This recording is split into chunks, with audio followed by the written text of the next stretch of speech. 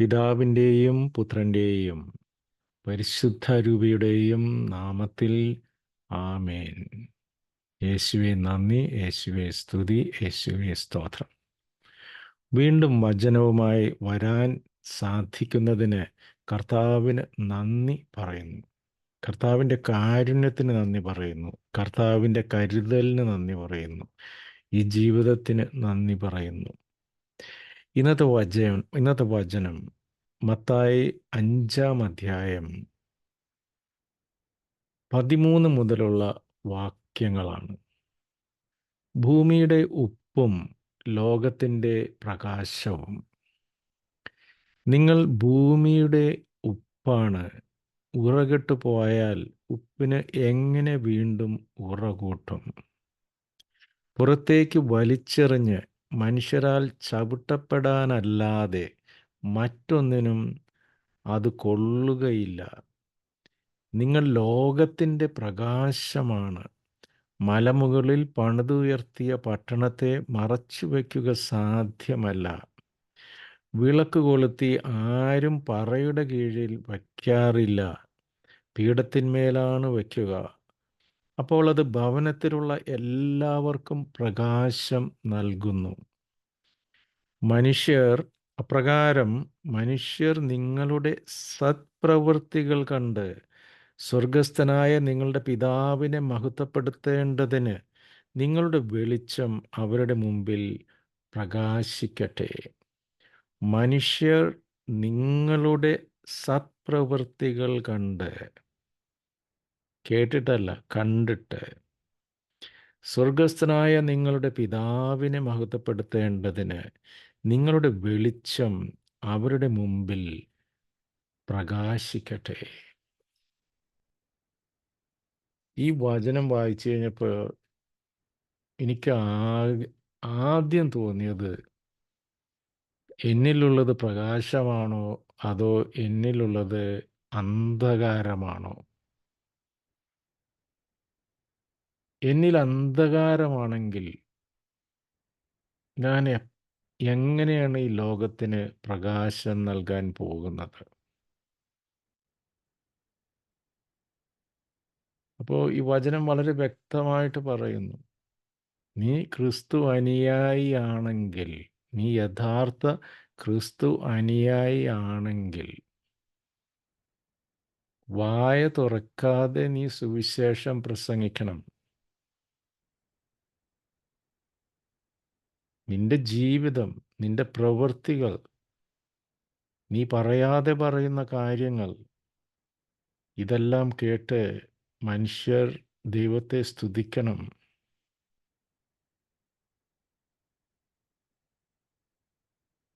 അപ്പം ഇന്ന് ഈ വചനം എന്നിലേക്ക് തന്നെ തുളച്ചു കയറുകയാണ്.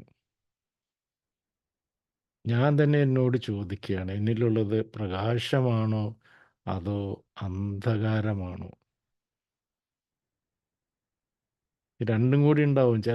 ചില കാര്യങ്ങളിൽ പ്രകാശവും ചില കാര്യങ്ങളിൽ അന്ധകാരവും. അപ്പോൾ കർത്താവെ, ഞങ്ങളിലെ അന്ധകാരത്തെ, ഇപ്പോഴും അന്ധകാരത്തിൽ വസിക്കുന്ന ഞങ്ങളിലെ ഇടങ്ങളെ അങ്ങയുടെ കാരുണ്യത്താൽ, അങ്ങയുടെ കൃപയാൽ പരിശുദ്ധാത്മാവിനെ അയച്ച് പരിശുദ്ധാത്മാവിൻ്റെ നിറവിൽ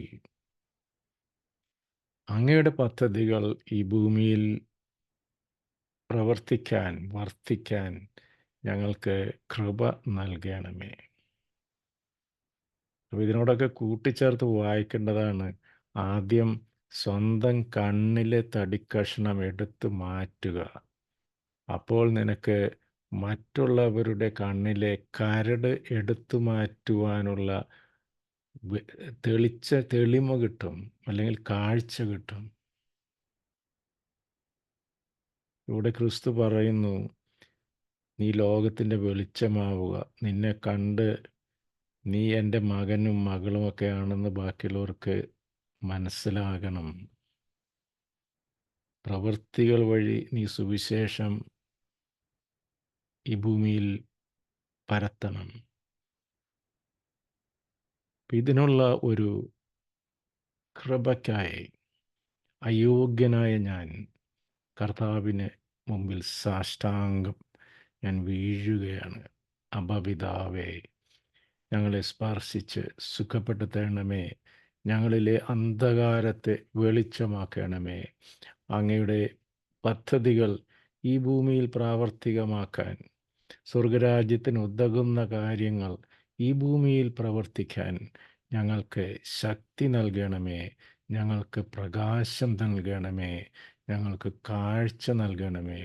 പൂർണ്ണമായും അങ്ങയിൽ അർപ്പിച്ച് അങ്ങയിൽ ആശ്രയിച്ച് ജീവിക്കാൻ വേണ്ട കൃപ ഞങ്ങൾക്ക് നൽകി അനുഗ്രഹിക്കണമേ. അങ്ങയുടെ പരിശുദ്ധാത്മാവിനെ നൽകി ഞങ്ങളെ ജ്വലിപ്പിക്കണമേ. ആമേൻ. ദൈവം നമ്മളെല്ലാവരെയും സമൃദ്ധമായി അനുഗ്രഹിക്കട്ടെ. നമ്മുടെ അഹന്തയും അഹംഭാവവും എല്ലാം മാറ്റിവെച്ച് ദൈവത്തിൻ്റെ മുമ്പിലാണ് വർത്തിക്കുന്നതെന്ന എളിമയോടുകൂടെ, ഞാൻ ആരാണ് ദൈവത്തിൻ്റെ മുമ്പിൽ, ദൈവം തന്ന സൗജന്യങ്ങളല്ലേ എല്ലാം എന്ന ഒരു ഒരു ഒരു ചിന്തയോടുകൂടെ എളിമപ്പെട്ട്, കൂടുതൽ കൂടുതൽ എളിമപ്പെട്ട് കർത്താവിൻ്റെ കൃപയ്ക്കായി നമുക്ക് യാചിക്കാം. അവൻ നമ്മളിൽ വളരുകയും നമ്മൾ കുറയുകയും വേണം. അപ്പോൾ അതിൻ്റെ ഒരു ഘട്ടത്തിൽ നമ്മൾ ലോകത്തിൻ്റെ പ്രകാശമായി മാറും. ദൈവമേ അനുഗ്രഹിക്കണമേ. God bless all of us. നിങ്ങളും എനിക്ക് വേണ്ടി പ്രത്യേകം പ്രാർത്ഥിക്കുമല്ലോ. ആമേൻ.